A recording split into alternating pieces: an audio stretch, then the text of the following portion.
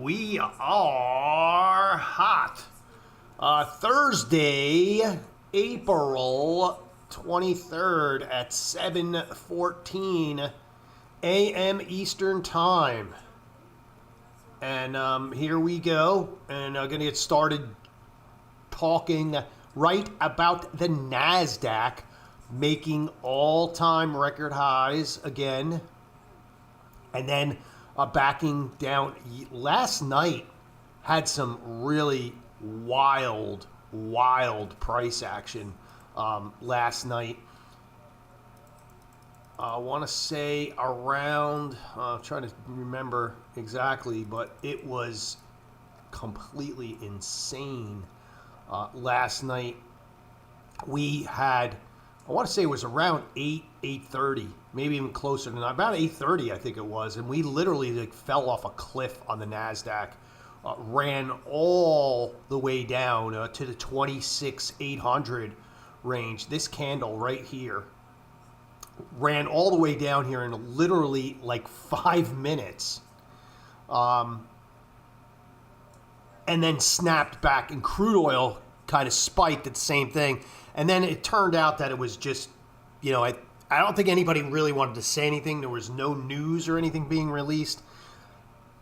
And it was really weird. And then all of a sudden, about 15 minutes after the fact, and it completely bounced right back. But after the fact, it turned out there was something like there were shootings in Tehran or blah, blah, blah.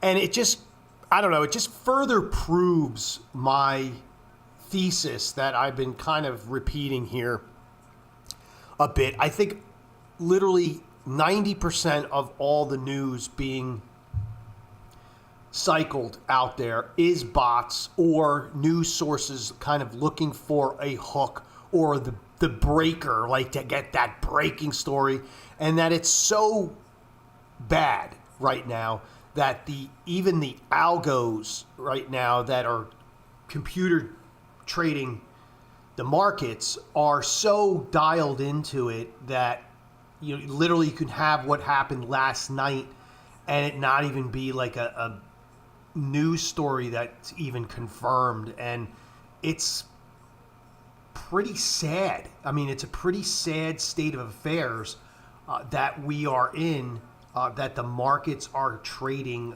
like this, honestly.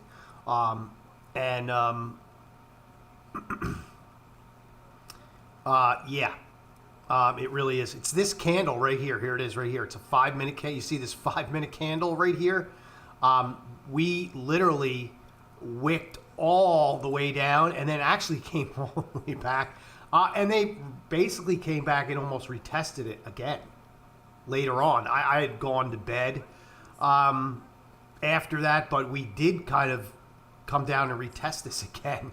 So you could see that things are just, these markets overall, folks, I mean, I've been trading a long time. I'm not going to say this is the first time. No, it's not the first time.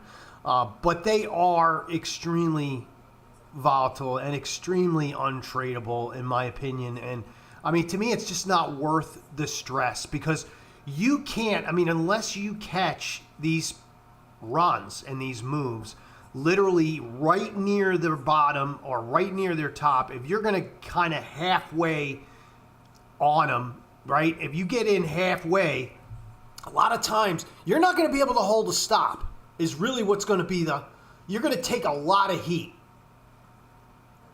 And I think you're going to take a lot more heat than people are willing to accept. And it leads to frustration. And I found, good, look, I had a pretty shitty night. I didn't lose a lot of money, but I lost a couple of trades. And they were perfect setups. And exactly what happened, as I was saying, I couldn't hold a stop. I was right on the direction. I was right on the entry. Price action just wasn't to my style. I got stopped out twice, and the market reversed and went the other way. And one was a short and one was a long. And that happened. I just said, you know what? That's it. I've been doing this long enough where I know now when things go like that. Now, if I would have been in the trade for 5-10 minutes, and then I got stopped out, it would have been like, okay, maybe the point, maybe my entry was wrong, but to get stopped out in about 30 seconds and then have it completely reverse and go the other way, just tells me that, again, the price action and movement and the volatility in here is just not conducive to my trading style, because I'm not going to hold a stop for a $200 or $300 loss to be right. I'm just not going to do it. And then people say, well, if you're taking a $200 or $300 loss, maybe it's your entry. No, because I'm getting in. When you see these huge wicks on these candles, I mean, that's telling you that these are quick runs, and this is a 5-minute span. These are quick runs that I don't care what software you're using, unless you're doing like algorithmic trading, you're not catching those.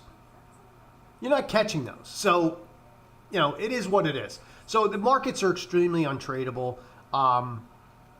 In my opinion, I'm going to treat them as such, and I'm really willing to just say I'm not even going to trade futures the rest of the week. I'm just going to take the rest of the week off. Honestly, there's really nothing that's standing out. We've been hitting all-time record highs on all the indexes other than the Dow, and we're actually been down since, and we're selling off a little bit today. What can you really say? I mean, again, you're in the same situation as you were. I feel like I should just play back the last 20 times I've been on here. You're either buying the dip or selling the rips. And if you're selling the rips, it's not always working out. A lot of people are getting run over. And I just see it too, because look, I got Top Step, and I'm with Top Step, I'm in a funded account. I'm with Lucid, and I'm in a funded account. And I go on their Discords, and I follow their threads.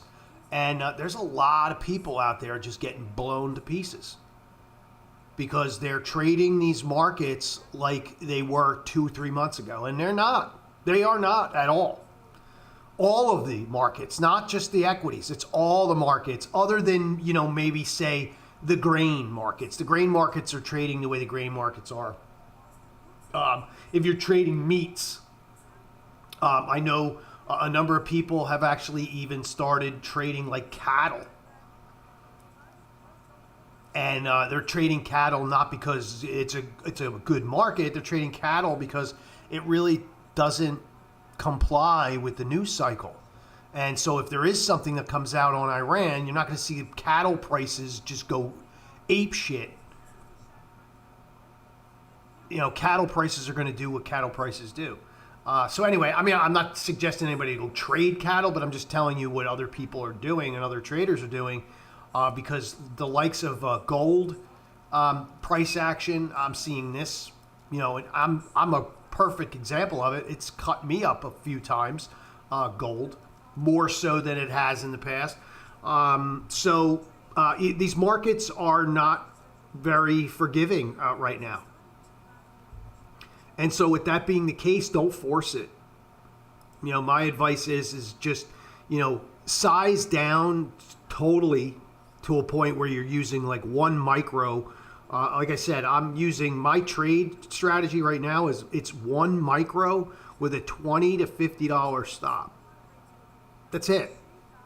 And I'm pretty much treating every single market like that right now, because I'm not willing to give up any more than that to take a trade right now. And if it means I don't take any trades, or I take a couple and I only make a few bucks, so what?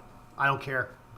I refuse to get caught up and contribute, and because I feel like I have to fucking trade in this market. It's just not, look at the price action here. It's horrible. It's horrible. And trade what you see and trade accordingly. And everything's still hinged on crude oil, because, again, crude oil had that huge spike last night, and the markets kind of all tanked at the same time. So that correlation is still there. I think it's becoming less and less effective, and where you could see the minute that the news story gets either corroborated or gets, dissed for whatever reason, things come right back in to where they were, and it's kind of off to the off and business as usual. So that's it. I'm not really going to go into any analysis. If you have the studies, here they are. I've given them to everybody, a number of times. More than happy to share this with you too, if you want. But these are the studies that I use, and with the levels, and that's about the size of it. There's really nothing else to go over. None of these levels have really turned out. Now, they look great. I always tell people, look, all this stuff looks great in hindsight, because if you're looking at crude oil, you can really see like, oh yeah, there's a swing low here. Well, when this was coming down here last night, these lines were not there. So just remember that. Same thing when they were going up here. These lines were not there yesterday. So you had no idea where the top of this was. The only reason why we know that these tops exist now is because they have been touched before.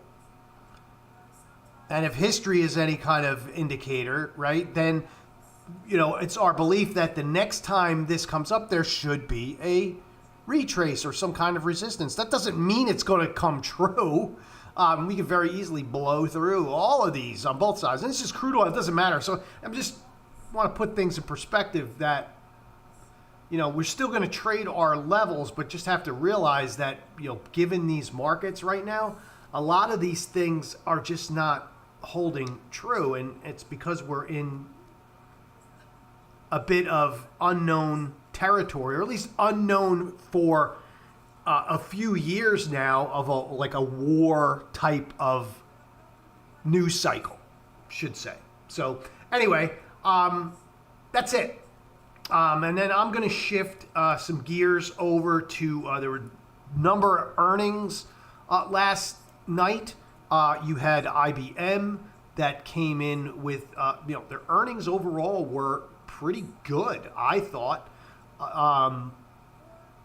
As far as I don't examine them like an accountant, but I do look at the numbers and see, is revenue growing? Do they take on any expenses? That type of superficial garbage, for the most part, because I'm pretty aware of what IBM's business is and all this other stuff. I mainly trade price action, anyways, but overall, I do look at that stuff. I'm not gonna say I completely discount it. But everything came in good, and still, getting crippled here. And then, the story is that, it was the guidance. Okay. All right. So the guidance sucked. So, but I don't know. I kind of I mentioned IBM yesterday. I kind of like it here. I kind of like it. 232 IBM here in a market that is kind of teetering. We have a lot of these so-called cloud players, other cloud players kind of really taking off. And I don't know, again, there may be some downside in this, but I look at this from this perspective here. We showed some good support down here at 214, all the way up to about where it is now, 232. So could there be some more downside? Absolutely. More than likely, it looks like this will fill. It looks like today's price action will fill this gap, which is a good thing. There's another one here, which was from the last earnings cycle. That brings us down to 221. But overall, again, I'd be willing to take a shot here today on IBM and get long a little IBM, because I'm not even long any IBM. Knowing that, look, there could possibly be some definite downside, but I'm willing to give a shot. I'm not going to go short because I missed a boat on that. If I was going to get short, I should have got short last week. But anyway, with that being said, I kind of like IBM down here at these prices. I'm not going to buy the stock. I'm likely going to do some options. So let's take a look at some of the IBM options. Relatively liquid, I think, overall. I've traded IBM a bit, not very much. Never really owned the stock, even back in its big blue days. I would probably be looking out a little further than just May, June, though. I would probably look out to July, kind of past the next earnings cycle, which is going to come in July, right? That should be the next cycle. Would it be July or August?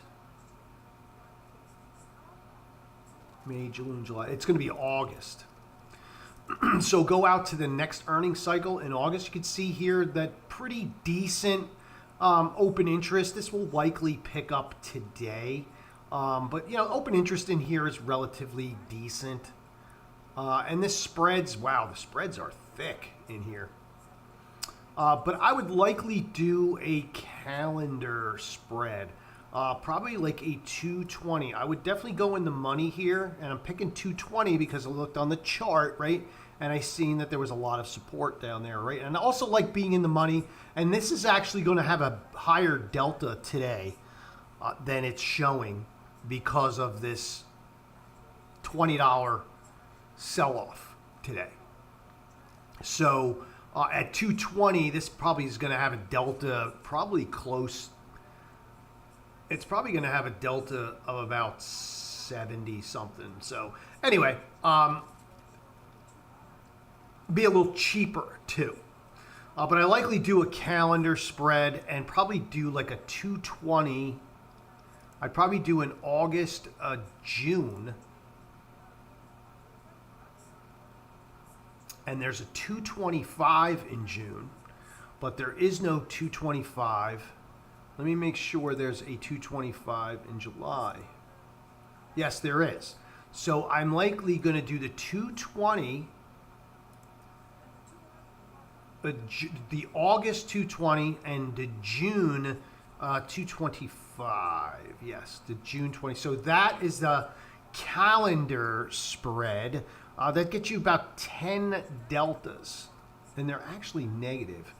So that's one of the reasons why I don't like doing these after hours. Because the pricing on these is kind of messed up. But anyway, that's what I would like to do. I'm going to have to see how it prices out during market hours. But the 220, 225, it's going to be a lot cheaper than $9. I'll tell you that. It's probably going to be around $6 or $7. And it's likely going to get you about, the delta's messed up too because, again, we have to wait till they reset. But this is what I'd be looking to do is probably the 220, 225.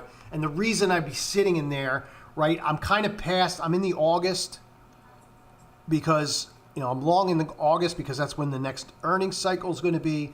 And then I'm short the shorter term month. So I have the capability to roll this actually 2 more times. I can roll this into July, and then I can roll it again in August.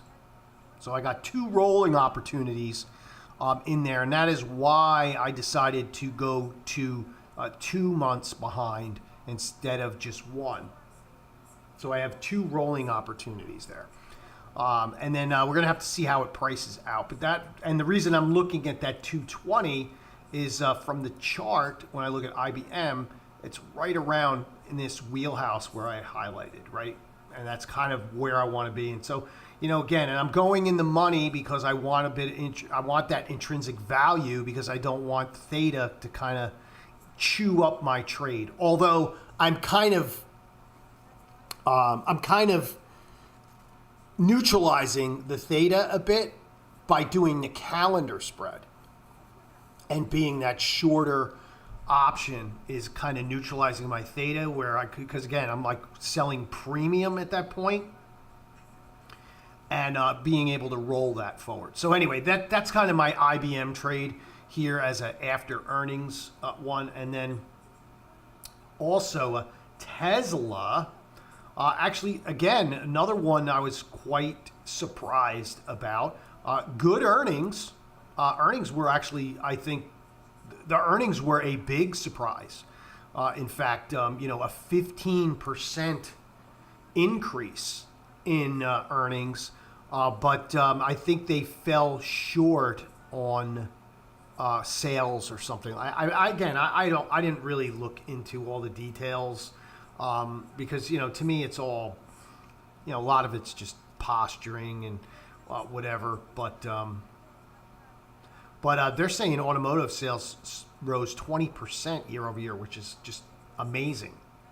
But it was CapEx. That's right. It was CapEx that kind of gave them had them take a hit, and that's why they were saying it was down because of CapEx. Blah blah blah blah blah. But I'm just glad I didn't really do anything. I had mentioned that I might do something in Tesla, but the volatility just wasn't there. And look at the IV rank now. It was at 17, and today it's literally 5. Ugh. Right? And so where did it really go? And were you really even selling any volatility? It didn't really collapse. It really didn't shrink. It was being at 14 and going to 5 really isn't like a big move in volatility at all. If it was 50 and it went to 10 or 15, yeah, that's kind of the collapse you want. But again, I don't know if you really did. If you did do anything in here, I'm not sure you really even made any money but one thing for sure is it is within the expected move. They're expecting $36 in the May contract for an expected move, and we are well within that. Right, this brown band here is actually what signals what the expected move is for those options. And we are well within that. And so I guess maybe if you did do something, you probably, if you did something outside of that expected move, chances are that is going to be up today. All right. I did not do anything in here. I may do, I'm pretty exposed in Tesla. But again, if I was going to do something in here, it would likely be something similar to IBM, where I would go in the money. I'd probably sit around the 370. You can see great open interest. You never have a problem with these. I'd probably do like a 370 and then go to June, and go to June and do a 375. I'd likely do something like that. Again, in the money, I have a roll opportunity, low volatility, so I really don't want to have to be selling options.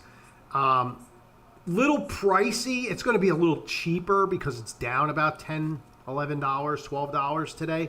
So this will be a little cheaper, but still, it's $1,600. It's a lot cheaper than buying the stock. Put it that way. But I would likely do something along the lines of that. Because again, I don't think you can't really sell anything in here. And if you're looking for the cheap version of that, go to August. There is no $5 wides, so that's kind of an issue.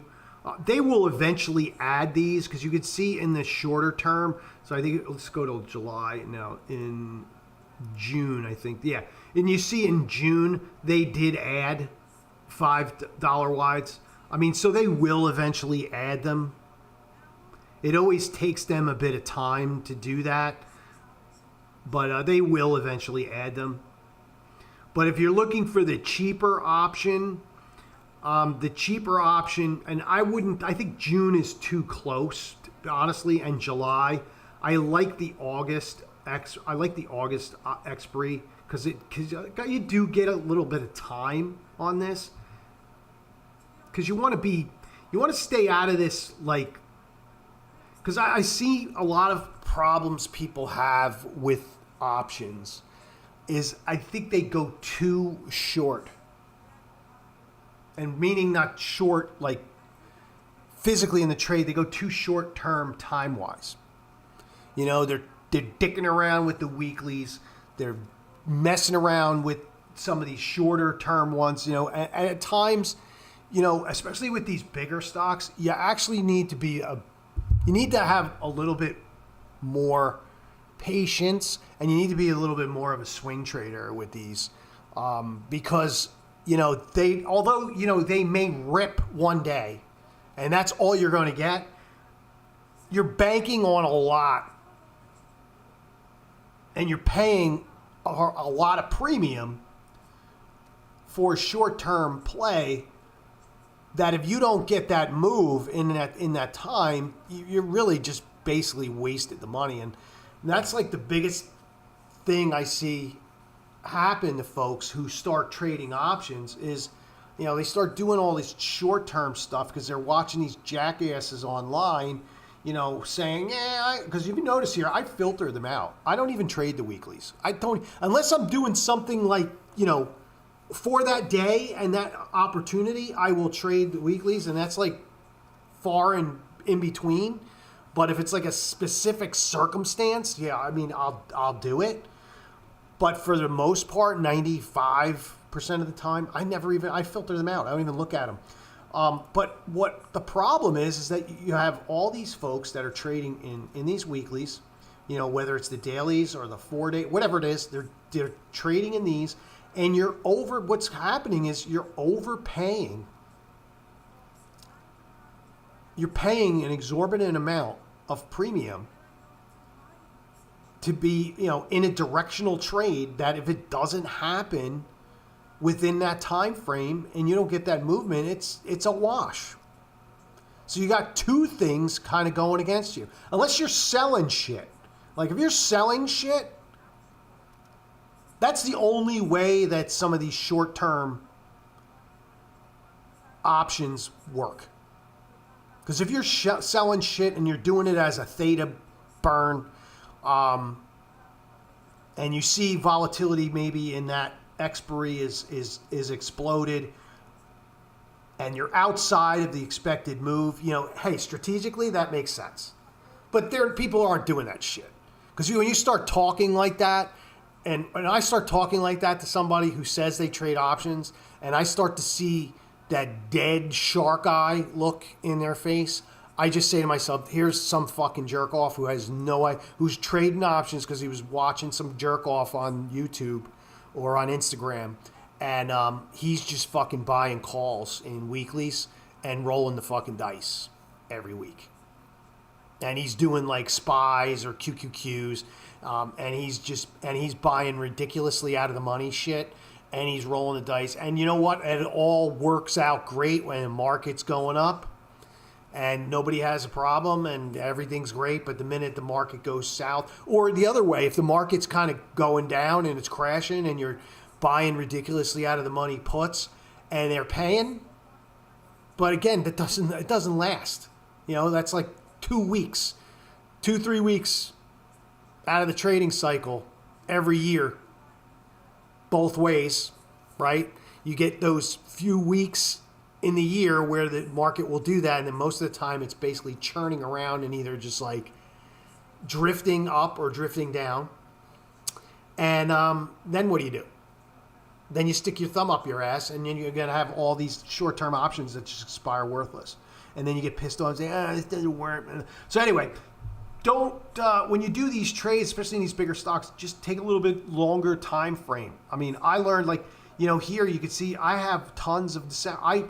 I buy December and January. Like, if I want to if I'm like bullish on a stock, I'll go out a year, even 2, and buy the leaps. They're there, right? That's what they're there for, right? You have these leaps which are over a year long. That's the way you get bullish, and then you buy them deep in the money so that there's intrinsic value. So you're buying a lot of time on those options for you to be right. And look, they don't always work, but you got a better probability of them working if you give yourself some more time. So anyway, that's why I would go out to August or further even on Tesla, because I think although it's probably going to be, I think it's going to be about, I'd expect it to be about 4 to 450 by the end of the year. I don't think it's going to quite make it to 500. But with that being said, I would be comfortable being in something that was, a little in the money at this point and a little further out in time. So anyway, that's kind of my thing with Tesla here. And then, take your pick. But I think, if you want the cheap option here and to get long, it's going to be about the, stick around, I always say stick around the 60 to 70 delta when you're buying in money, and try to stick to the top of the range. Like, so, even in this case, these are going to be different based on today's price. But given if it wasn't 370, you want to stick around that 62, 60 or better, I always say. And that usually gives you the kind of the best, in my opinion, gives you kind of the best bang for your buck, so to speak, without kind of sacrificing a premium to be so far in the money where you kind of, put yourself too deep in the hole. But, again, with something like this, if you just did a little spread here, it's not going to run you very much money, $800 or so on a 320. And if you're actually in, let's go into an expiry here where they got like a $5 wide. I'm not going to do this trade, but I'm just doing it for demonstration purposes. Like a 370, 375 is going to run you $200, $280. And these are cheap trades for you to technically get long in a stock that you can't even buy a share of stock for that, right? So, these are ways that you get in to these stocks and you can get long without killing your bank account. All right, and so that's it as far as that. I don't know if there's really anything else that has earnings that is remotely interesting. Everything kind of, I know American Express came out this morning and they had a beat. Let's see, tonight we've got none of these. Newmont Mining, all right, good volatility rank in here. I have not traded it. Let's take a look at it. It's interesting because it's in the mining space. I don't see much, although some of these strikes are relatively liquid. There doesn't really look like any place. Expecting a $12 move in May. $12 move. So that's going to bring you out to at least this 97.50 or this 95. There's not really much in there. Volatility rank though 57.2. I don't think the margins are probably very good in here. I would have to go to 100. I'd have to do 195. And then on the upside, a one standard, not a lot of liquidity out here either. That kind of disturbs me a bit. Out past this one standard deviation, you can see there's not very much liquidity there. And so I would have to do, it kind of puts me in a spot I don't normally like to be. That's kind of where you'd have to be. I don't know if you'd want it. Well, maybe you did the 135. That's where you would need to be with Newmont. It looks okay. Liquidity-wise, it looks okay. Right? Because you're in strikes that have open interest, at least. I don't see a ton of open interest up and down the curve here in May. But, nonetheless, there is some liquidity. And I would have to do this for a buck. I would have to get a $1.20 for it in order to do it. And so that's my Newmont. And I don't think I've ever traded this before. That might be a lie, because I think I have. I think I have traded it before. But many moons ago. But that would be my Newmont mining trade. And I would have to do it for a $1.20.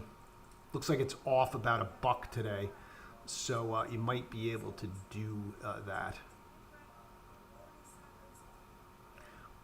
Thing about this one though is it's right on. You're on the bottom end. You're at the top of the range at the bottom, so to speak, if that makes sense. Because you're inside the move on the bottom, but you're well outside the move on the top, which is usually where I like to be anyway with a lot of these trades. It seems to be easier. I don't know. I find it easier to roll puts when you're wrong than rolling calls. I hate rolling calls. When you're wrong on these, it just drives me up a wall. I always feel like when I'm rolling calls, I'm like, oh boy, I'm going to be rolling these fucking calls now for the next 2 or 3 months. But usually if I roll puts, I'm like, yeah, I'm usually can be out of it by the next month.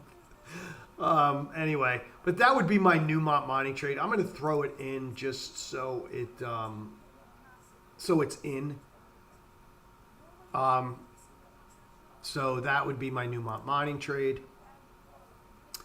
Hasbro. Good IVR. Hasbro, though, overall, I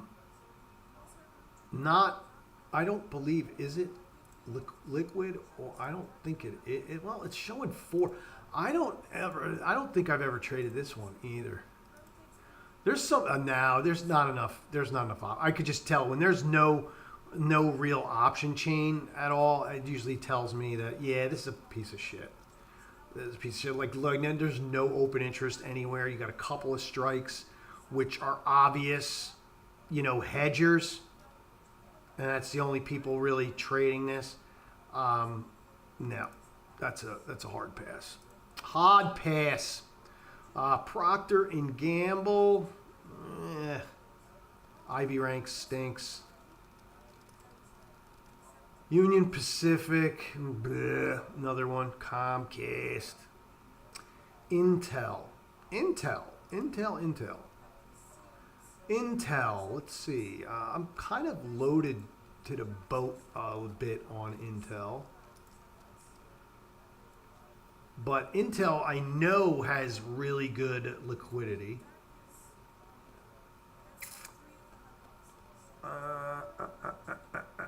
I don't really see anything that I would do. A $9 move. You'd probably have to go out to the 55. On the upside, you can go out to an 80. Actually, that's not bad. If I could do that one for $1.25, I actually like that. That one's not bad. Intel. That one's not bad at all. You're outside of the expected move on both sides. Good IV rank. So there's definitely some volatility to sell. And completely delta neutral. And I don't know, I like it. I'm going to put that one on. I like it. See if it get filled. And let's see what else. I think that might be it. Ameriprise. FCX. Good volatility rank in FCX. Although I think FCX is a good stock, I'm not so sure the options. I've traded the options on this a bit a few months ago, back in the summer. Not as liquid as I would have expected, honestly. There is a lot of $1 wides, right? But there is a good amount of open interest on all the $5 wides. On the dollar wides, you can tell they just added them because there's no real open interest there, but lots of open interest, or a decent amount on the bigger expiries. I don't know if there's much there with this. It's one I wouldn't really want to be short, but I wouldn't necessarily want to be long either. It's had an incredible run.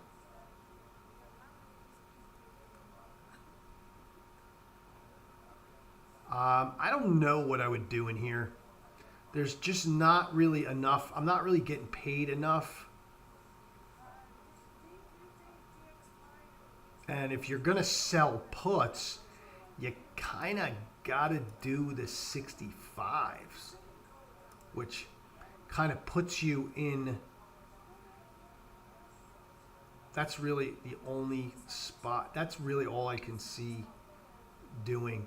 I don't know if I'd really want to be short calls, and I really wouldn't want to be short calls because there's nothing.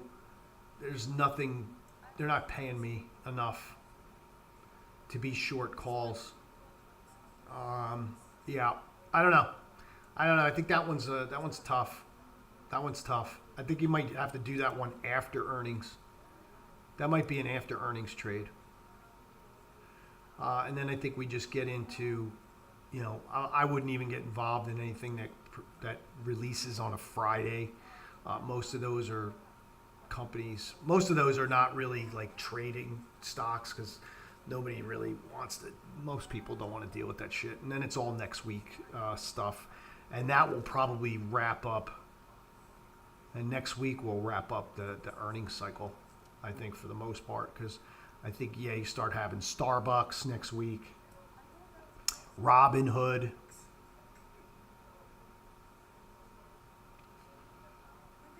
I see Seagate on the list. Yeah, right. Amazon, Google. So next week is that's going to be the kind of week that is not only going to be a interesting for the markets from an earnings perspective, but from a market perspective, because depending on how all these companies report is going to depend on how mostly like the NASDAQ and the markets that are moving react. So there should be some good ones next week. I think that's pretty much it for me. Let's kind of go back to the markets a little bit too. I don't think anything. Tasty trade. Fucking suck. We did get a bounce here. I wonder what happened. That's a pretty decent bounce there. Looks like there was some buying in. NASDAQ bounced as well. Crude oil looks like it kind of dropped a little bit. Don't know if there was a news drop but definitely something happened